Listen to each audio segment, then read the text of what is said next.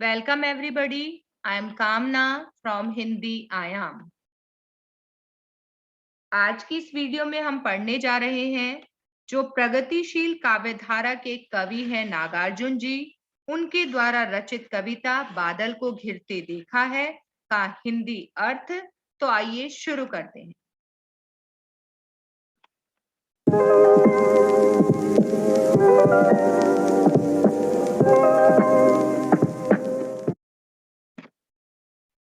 नागार्जुन, जैसा कि हम सभी जानते हैं, प्रगतिशील काव्यधारा के कवि, और उनकी जो एक कविता है बादल को घिरते देखा है, इस कविता में उन्होंने प्रकृति का असीम चित्रण किया है। कभी कभार यह प्रश्न भी आ जाता है कि जो ये कविता है ये किस काव्य संग्रह से ली गई है। तो नागार्जुन की जो ये कविता है ये उनके काव्य संग्रह युगधारा से ली गई।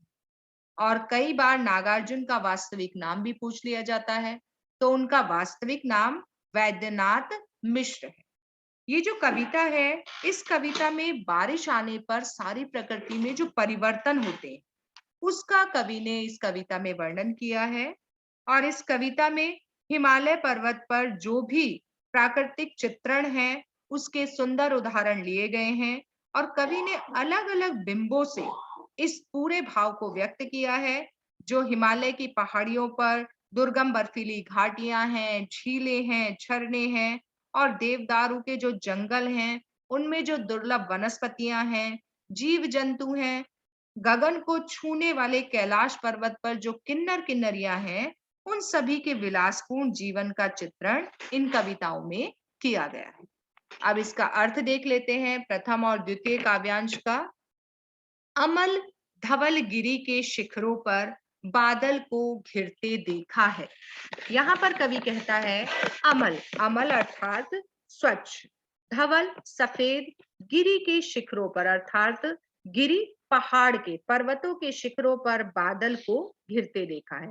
कवि ने सफेद और स्वच्छ जो गिरी के शिखर हैं, जो पहाड़ों के शिखर हैं, पर्वतों की जो चोटियां हैं, उन पर बादल को घिरते देखा है।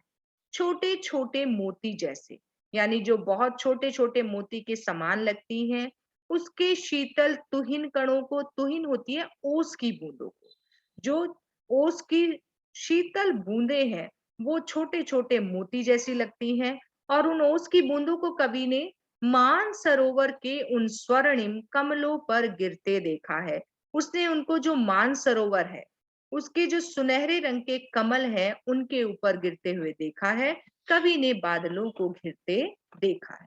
यहाँ पर कवि कहता है कि अमल धवल गिरी के शिखरों पर जो स्वच्छ और सफेद गिरी के शिखर हैं, पर्वतों के शिखर हैं, कवि ने वहां पर बादलों को घिरते हुए देखा है।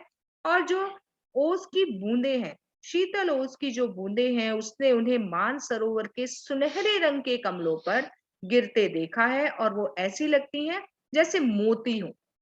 और इस प्रकार कवि ने बादलों को घिरते हुए देखा है। आगे है तुंग हिमालय के कंधों पर छोटी बड़ी कई झीलें हैं। जो हिमालय है उसके कंधों पर छोटी बड़ी कई झीलें बन गई हैं। बारिश होने से हिमालय के कंधों पर ऐसा लगता है जैसे छोटी बड़ी कई झीलें हैं। यहाँ पर हिमालय का भी मानवीकरण किया गया है। हिमालय को एक मानव के रूप में चित्रित किया गया है कि उसके कंधों पर छोटी बड़ी कई झीलें बहुत सुंदर लगती हैं। और जो झीलें हैं उनके श्यामल नील सलिल में, उन झीलों का जो श्यामल नील, नीले रंग का सलिल जो पानी है उनके अंदर, उसमें समतल देशों से आकर, उस पानी में समतल देशों से आते हैं। कौन आते हैं? पावस की उमस से आकुल। पावस होती है बारिश के बाद की जो उमस होती है, यानी बारिश की जो उमस है उससे व्याकुल होकर तिक्त मधुर यानी खट्टे और मीठे विस्तंतु को ढूंढते हुए, कमल नाल के विस्तंतुओं को ढूंढते हुए हंसों को तिरते देखा है। जो हंस वहां पर आते हैं उसने उन्हें तैरते हुए देखा है और बादल को घिरते देखा है। एक बार फिर से इन सभी लाइनों की हिंदी देख लेते हैं। जो तुंग हिमालय है उसके कंधों पर वर्षा के कारण पानी की छोटी बड़ी कई झीलें बन गई हैं, और उन झीलों के नीले रंग के पानी में समतल देशों से आने वाले हंसों को तिरते देखा है। कौन से हंस वहां आते हैं? जो हंस बारिश की उमस से व्याकुल हो जाते हैं और जो तिक्त और मधुर खट्टे और मीठे कमल नाल के विस्तंतुओं को खोजते हुए वहां पर आते हैं, ऐसे हंसों को कवि ने देखा है, बादल को घिरते देखा है। अब इसका विशेष देख लेते हैं कि बादलों का भी मानवीकरण किया गया है और हिमालय का भी मानवीकरण किया गया है, अतः यहाँ पर मानवीकरण अलंकार है। इसके बाद छोटे छोटे में पुनरुक्ति प्रकाश अलंकार है और मोती जैसे में उपमा अलंकार है। आ आकर और श्यामल नील सलिल इन सभी में अनुप्रास अलंकार है और उमस जो है वो देशज शब्द है। तीसरा काव्यांश है, ऋतु वसंत का सुप्रभात था। अर्थात वसंत ऋतु थी और उसका सवेरा था, सुप्रभात सवेरा था। मंद मंद था अनिल बहरा, हवा बिल्कुल मंद मंद धीरे धीरे बह रही थी, अनिल अर्थात हवा। बालारुण की मृदु किरणें थी। बालारुण होता है जो अभी सूरज उगा था, यानी सुबह का सुनहरा सूरज जो कि बिल्कुल अभी अभी उगा था। जो बाल है छोटा है, बाल हम किसको कहते हैं, जो बिल्कुल अपनी अभी प्रसव अवस्था में है, यानी बहुत छोटा बालक। तो जो सूरज है वो अभी यानी इसी समय उगा है, उसकी जो क्योंकि इसे जो सूरज बिल्कुल अभी उगा है, उसकी जो किरणें होती हैं वो मृदु होती है। मृदु मतलब चुभती नहीं है, उसकी किरणें बहुत ही सरल शांत मृदु किरणें थी।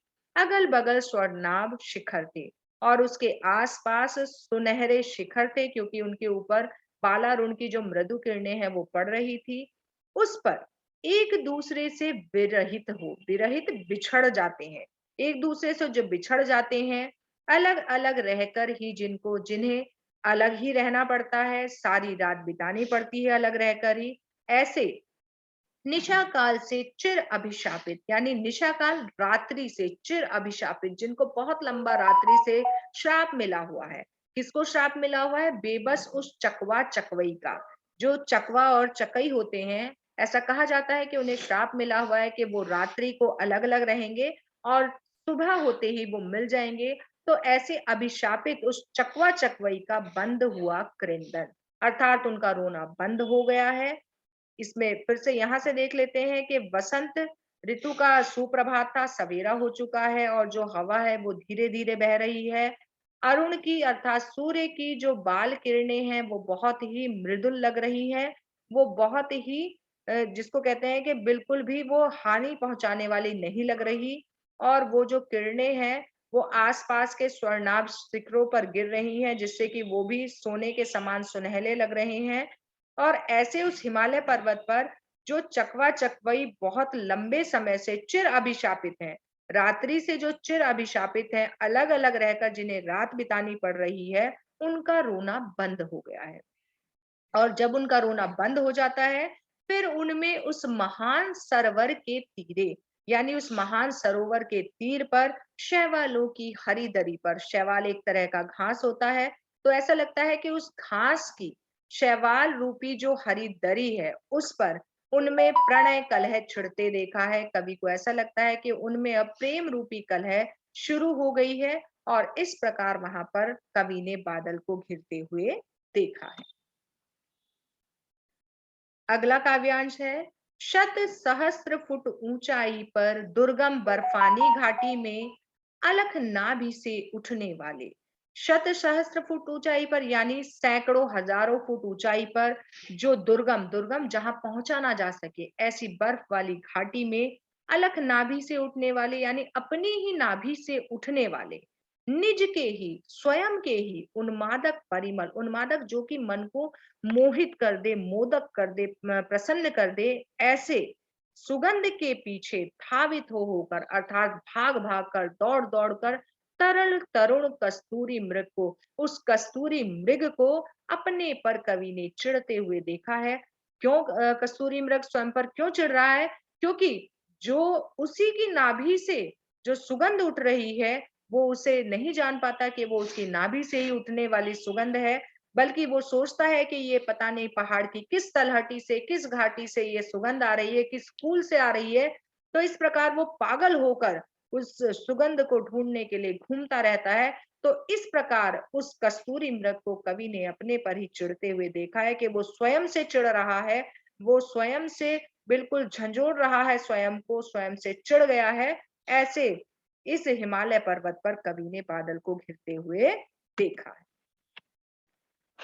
अगला, कहाँ गया धनपति कुबेर वह, कहाँ गई उसकी वह अलका। अब आगे कवि कहते हैं कि जो कालिदास हैं उन्होंने अपने मेघदूत में जिस धनपति कुबेर का जिक्र किया है कि वो धनपति कुबेर आखिर कहाँ है, क्या वो इसी हिमालय पर्वत पर है। कहाँ गई उसकी वह अलका, जो उसकी अलका नगरी है वह कहाँ गई। नहीं ठिकाना कालिदास के व्योम प्रवाही गंगा जल का। और कालिदास ने अपने काव्य में जिस व्योम में बहने वाले गंगा जल का वर्णन किया है, उसका भी कोई ठिकाना यहाँ पर कवि को दिखाई नहीं दे रहा है। ढूंढा बहुत, कवि ने उसे बहुत ढूंढा, परंतु लगा क्या। लेकिन अंत में कवि को ऐसा लगता है कि मेघदूत का पता कहीं पर, कि यहाँ मेघदूत का कोई अता पता नहीं है। कौन बताए वह छाया में, कि कवि को लगता है कि वो जो मेघदूत है बरस पड़ा होगा ना यहीं पर। ऐसा लगता है कि वो शायद यहीं पर ही कहीं बरस गया होगा। जाने दो, कवि अब कहता है कि उसे आप जाने दीजिए, वह कवि कल्पित था, वह कवि की कोरी कलोल कल्पना थी। अब यहाँ पर वो कहता है कि उसे जाने दीजिए, वो तो कल्पना थी, लेकिन मैंने तो, अर्थात कवि ने स्वयं भीषण जाड़ों में, बिल्कुल अथाह जाड़ों में, नभ चुंबी कैलाश शीर्ष पर, नभ को चूमने वाले कैलाश पर्वत के शीर्ष पर, उसकी चोटी पर महामेघ को, एक बहुत बड़े बादल को झंझा नील से गरज गरज भिड़ते देखा है। जो वायु का तूफान है उससे गरज गरज कर भिड़ते हुए, लड़ते हुए देखा है। और कवि ने बादल को घिरते हुए देखा है। यहाँ पर विशेष में दिया गया है गरज गरज में पुनरुक्ति प्रकाश अलंकार और कवि कल्पित में अनुप्रास अलंकार। अंतिम काव्यांश है, शत शत निर्झर झरणी कल मुखरित देव दारु कानन में। अब इस काव्यांश में कवि ने जो वहां पर रहने वाले किन्नर किन्नरियां उनके विलासिता पूर्ण जीवन का चित्रण किया है। कवि कहता है सैकड़ों सैकड़ों जो निर्झर झरणी कलकल, जो झरने वहां पर बहते हैं, मुखरित देव दारू कानन में, देव दारू का जो जंगल है उसमें सैकड़ों झरने झरझर कलकल की आवाज से बहते हैं। शोणित धवल भोजपत्रों से छाई हुई कुटी के भीतर, और वहां पर शोणित अर्थात लाल और सफेद रंग के भोजपत्रों से अंदर कुटी बनी हुई है, और उसके कुटिया के भीतर रंग बिरंगी और सुगंधित, वहां पर रंग बिरंगे और सुगंध फैलाने वाले फूलों से कुंतल को साजे, जो फूल हैं उनसे स्वयं को सुसज्जित करते हुए इंद्र नील की माला डाले, और नीलम की माला डाले हुए, कहा माला डाले हुए, शंख सरीखे सुगढ़ गलों में, अपने सुगढ़ सुंदर गलों में, शंख के समान जो सुंदर सुगढ़ गले हैं उनमें इंद्रनील की माला डाले हुए हैं, अर्थात नीलम की माला डाले हुए हैं। कानों में कुवलय लटकाए और कानों में कमल के बने हुए आभूषण लटकाए हुए हैं। शतदल लाल कमल वेणी में, वेणी अर्थात चोटी में सैकड़ों लाल कमल लटकाए हुए हैं। रजत रचित मणि खचित कटा कलामय पान पात्र द्राक्षासव पूरत, और उनका जो पान पात्र है वो द्राक्षासव से भरा हुआ है, और वो रजत रचित मणि खचित कलामय, और जो पान पात्र है वो चांदी का बना हुआ है और मणियों से सुशोभित है। ऐसे उस द्राक्षासव से भरे हुए पान पात्र में रखे सामने, अपने अपने उन्होंने अपने सामने उसको रखा हुआ है। लोहित चंदन की त्रिपदी पर, अर्थात चारपाई पर जो कि लोहित चंदन की बनी हुई है। नरम निदाग बाल कस्तूरी, और जो बाल कस्तूरी मृग है उनकी छालों पर पालथी मारे हुए मदिरारूण आंखों वाले, अर्थात वो नशा करे हुए मदिरा से, वो बिल्कुल नशीली आंखों वाले उन उन्मद किन्नर किन्नरियों को कवि ने मृदुल मनोरम उंगलियों को, उनकी जो किन्नर किन्नरियों की जो मृदुल और मनोरम बिल्कुल यानी मुलायम जो उनकी उंगलियां हैं उनको वंशी पर फिरते देखा है, बादल को घिरते देखा है। कवि ने ऐसे उस हिमालय पर्वत पर बादल को घिरते हुए देखा है। यहाँ पर कवि जो हिमालय पर्वत पर जो देवदारू वन है उनमें जो भी किन्नर किन्नरिया रह रहे हैं, यहाँ पर उन्होंने उनके कलात्मक जीवन का वर्णन किया है। और कवि कहता है कि ये जीवन उनका कितना अच्छा है।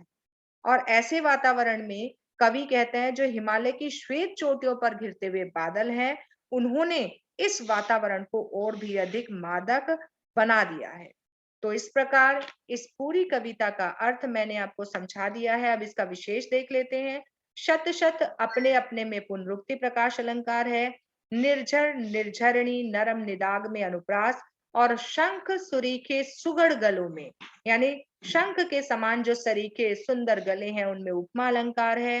दूसरा, कवि ने हिमालय की उन्नत घाटी में देवदारू के वन और किन्नर किन्नरियों की दंत कथाओं को प्रस्तुत किया है, और बादलों के माध्यम से जो प्रकृति है उसके अनुपम सौंदर्य को शब्द चित्रों के माध्यम से, बिंबों के माध्यम से प्रस्तुत किया है। और मेघदूत का जो जिक्र आया है, मेघदूत क्या है? ये संस्कृत के महाकवि जो कालिदास जी हैं उनका प्रसिद्ध खंड काव्य है, जिसमें नायक यक्ष और नायिका जो यक्षिणी है वो श्राप के कारण अलग अलग रहने को बाध्य हो जाते हैं, और जो यक्ष है वो मेघ को दूत बनाता है, तभी यहाँ पर इस काव्य का नाम मेघदूत रखा गया है। वो मेघ को दूत बनाकर यक्षिणी के लिए संदेश भेजता है। तो इस यहाँ पर मेघदूत के रूप में उसी काव्य का, कालिदास के उसी काव्य का जिक्र हुआ है, और इस प्रकार इस काव्य में प्रकृति का मनोरम चित्रण हुआ है। तो ये हमारी जो वीडियो है, इसमें मैंने आपको अच्छी तरीके से पूरी कविता का अर्थ समझा दिया है, और मैं आशा करती हूँ कि आपको अच्छे से अर्थ समझ में आ गया होगा। अगर आपने अभी तक मेरे चैनल को सब्सक्राइब नहीं किया है, तो आप उसे सब्सक्राइब जरूर कर दें, और वीडियो को लाइक कर दें, चैनल को ज्यादा से ज्यादा शेयर करें, वीडियो को शेयर करें, और आपके जो भी प्रश्न हैं उन्हें कमेंट बॉक्स में लिखना ना भूलें, आपको जल्दी ही उनका उत्तर दिया जाएगा। अब मिलते हैं इसके अगले वीडियो में, जिसमें इस पाठ के महत्वपूर्ण प्रश्नोत्तरों को मैंने संग्रहित किया है। तब तक के लिए धन्यवाद।